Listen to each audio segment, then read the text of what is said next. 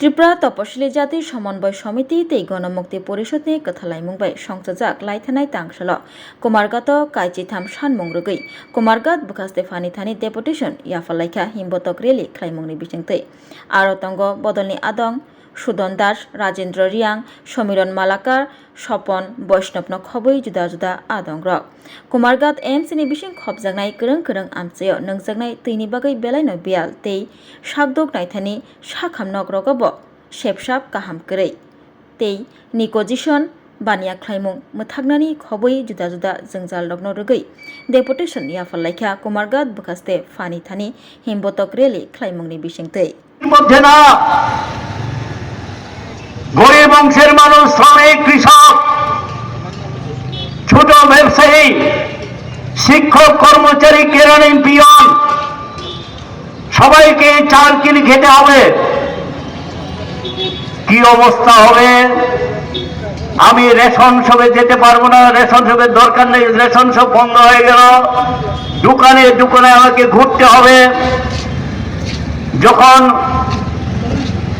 June July মাস বর্ষা আসবে তখন আসামে ফ্লাড হবে, রাস্তা খারাপ হবে, রেলের রাস্তা বন্ধ হয়ে যাবে ধস পড়ে, তখন হু হু করে চালের দাম বৃদ্ধি হবে, ডালের দাম বৃদ্ধি হবে, তেলের দাম বৃদ্ধি হবে। সরকার তার জন্য কোনো দায়িত্ব অথবা তার যে একটা মেজার নেওয়া দরকার। বর্ষার সিজনে এই হলে সরকারকে তার চন্দ্রবাবু নাইডু চিরাগ পাসওয়ানের মতন নেতারা আরো কিছু দলের নেতারা তাদের স্বার্থ রক্ষা করবার জন্য বিজেপিকে সমর্থন করে সরকার বসিয়েছে। এই সরকারের তেমন কোনো ক্ষমতা নেই বা শক্তি নেই, যা কিছু তাদের ইচ্ছা মতন করবে এটা অবশ্য করতে পারছে না। কিন্তু গত 10 বছরের যা নীতি, যেই নীতিতে চালিয়ে যাচ্ছিল, কোন মান্যগণ্য লোকের ভাই আত্মীয় এখন সর্বোচ্চ করদাতা ত্রিপুরা রাজ্যে। কি জাদুকাঠি আছে, কি এমন ব্যবসা আছে, কি এমন পদ্ধতি আছে? 4 বছর আগে যে বিপিএল দারিদ্র সীমার নিচে 4 বছর পর সর্বোচ্চ করদাতা হয়ে যেতে পারে, এই অভিজ্ঞতা আপনাদের কুমারঘাট, এই ঘটনাও ঘটছে, সন্তান বিক্রির ঘটনাও ঘটছে। একটা অংশের কাছে টাকার পাহাড় জমছে আর একটা বড় অংশ শেষ হয়ে যাবে সংকট, চরম সংকটের মধ্যে। এই ব্যবস্থার বিরুদ্ধে কথা বলতে হবে, এছাড়া বিকল্প কোনো পথ নেই। বন্যায় সরকার হয়ে গেল ত্রিপুরা, 8টা জেলা ক্ষতিগ্রস্ত হলো, 17 লক্ষ মানুষ ক্ষতিগ্রস্ত হয়েছে, 15,000 কোটি টাকার উপরে ক্ষতিগ্রস্ত হয়েছে। ত্রিপুরা সরকারের তথ্য, ভারত সরকার 300 কত কোটি টাকা দেবে, 15,000 কোটি টাকা ক্ষতি, 300-350 কোটি টাকা দিয়ে ক্ষতিপূরণ হয়? মেসাগার হয়ে গেছে, সারাই নেই, রাস্তাঘাট, জমি, জলের সেচের ব্যবস্থা, পানীয় জলের ব্যবস্থা, তারপরে এই বিভিন্ন ভাবে ফিশারি, 1,32,000 ফিশারম্যান যারা মাছ চাষ করে তাদের পুকুর ধ্বংস হয়ে গেছে, ক্ষতি হয়ে গেছে। এটা আমার হিসাব না, ত্রিপুরা রাজ্যের মৎস্য দপ্তরের হিসাব। 1 লক্ষের উপরে। আমরা বলছি তাদেরকে পুনরায় ভাতা দিতে হবে। এর বাইরে যারা ভাতা পাওয়ার উপযুক্ত আছে তাদেরকে কেন ভাতা দেবে না? তাদেরকেও ভাতা দিতে হবে। ভাতার পরিমাণ 5,000 টাকা করতে হবে, 5,000 টাকা ভাতার পরিমাণ করতে হবে। বিদ্যুৎ এখন সবার অত্যন্ত প্রয়োজনীয়। এই বিদ্যুৎ 100 ইউনিট প্রত্যেক পরিবারের জন্য বিনামূল্যে দিতে হবে। 100 ইউনিট বিদ্যুৎ। এই দাবিগুলি আমাদের আকাশের চাঁদ এনে দিতে হবে ঘটনা এরকম না, ন্যূনতম দাবি।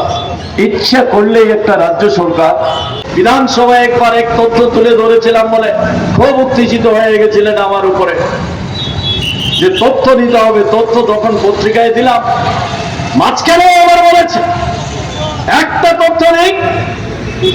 তো তথ্য তো আজকের পত্রিকাও বেরিয়েছে।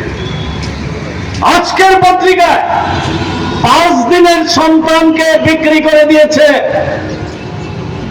এই সন্তানের মা কান্নায় ভেঙে পড়েছে, কথা বলতে পারছে না। এই তথ্য বেরিয়েছে।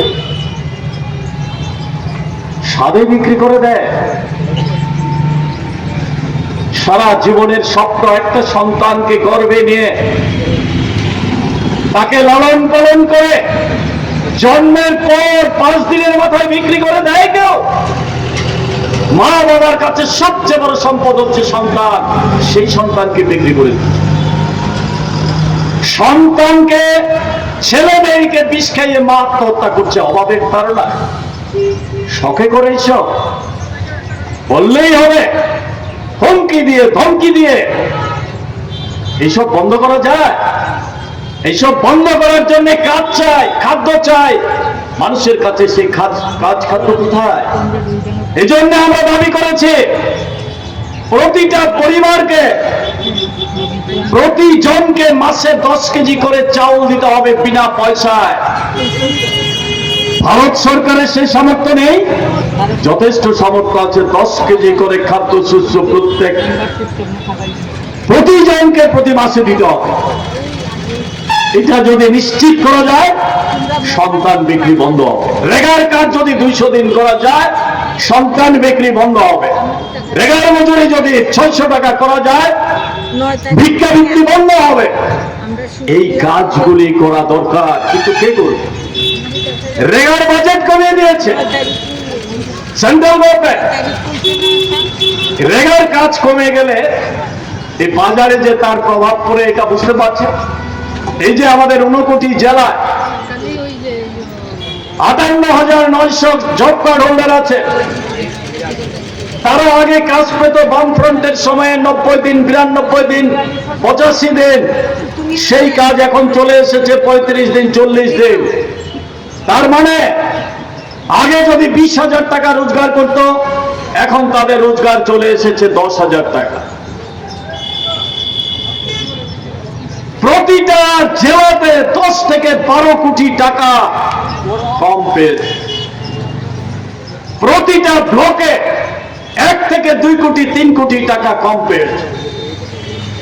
কুমারগঞ্জ ব্লকে তো 35টার মতো এডিসি এবং গ্রাম পঞ্চায়েত মিলে আছে। তো এখানে যদি 5 কোটি টাকা কম আমদানি হয়, কাজ হয়, তাহলে এই 5 কোটি টাকার লেনদেন, ব্যবসা বাণিজ্য এখানকার ব্যবসায়ীরা সেটা করতে পারলেন না। এখানকার মানুষ বঞ্চিত হলেন, না খেয়ে থাকলেন, না কিনে থাকলেন, যার জন্য বিক্রি হলো না, এই অভাব সৃষ্টি হলো। তার জন্য কে দায়ী? এগুলি ব্যবস্থা না নিয়ে এই সন্তান বিক্রি বন্ধ করা যায়? বন্ধ করা যাবে? এক সময় বামতারে হিসাব দিয়েছে 13 কোটি টাকা, তাদের 1300 কোটি টাকা তাদের ক্ষতি হয়েছে। 1300 কোটি টাকা। আর এই 1,32,000 পরিবারের মধ্যে মুষ্টিমেয় কিছু পরিবার 1,000 টাকা করে ক্ষতিপূরণ পেয়েছে, যার 5 কানি 7 কানি জলাশয় নষ্ট হয়ে গেছে। 1 কানি জলাশয় তার মাছ চাষ করলে অন্তত 20 থেকে 50,000 টাকা লাভ হয়। আমরা বলেছি সেগুলিকে ক্ষতিপূরণ দাও, অন্তত 20,000 টাকা ক্ষতিপূরণ দাও, তার পুকুরটা সংস্কার করে দাও, কৃষকের জমির জলটা, এই পানটা বেঁধে দাও, জমিতে যে বালু পড়েছে সেটা তুলে দাও। এই কাজগুলো করো। কোথায় সে কাজ? এই চলছে। এর বিরুদ্ধে এই ডম্বুর জলাশয়ে ফিশারম্যান 4 জন জলে ডুবে মারা গেলেন। আমরা গেলাম ছুটে, এখনো সব পরিবার ক্ষতিপূরণ পায়নি। আমরা সেখানে গিয়েছি, জেলা শাসকের কাছে দুবার ডেপুটেশনে গেছি, ধলাই জেলায়। মৎস্যমন্ত্রী তো আছে, খোঁজ নিতে কিন্তু যায় না। এই হচ্ছে চেহারা। আমরা দাবি করছি, যাদের গৃহ নেই, শুধু এসসি এসটি না, যাদের গৃহ নেই প্রত্যেকের গৃহ নির্মাণ করে দিতে হবে।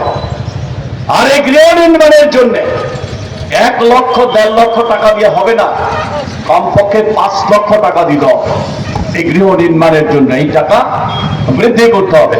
যাদের ভূমি নেই, ভূমিহীনদের ভূমির ব্যবস্থা করে গৃহ নির্মাণ করে দিতে হবে। এখন অনেক আছে গৃহ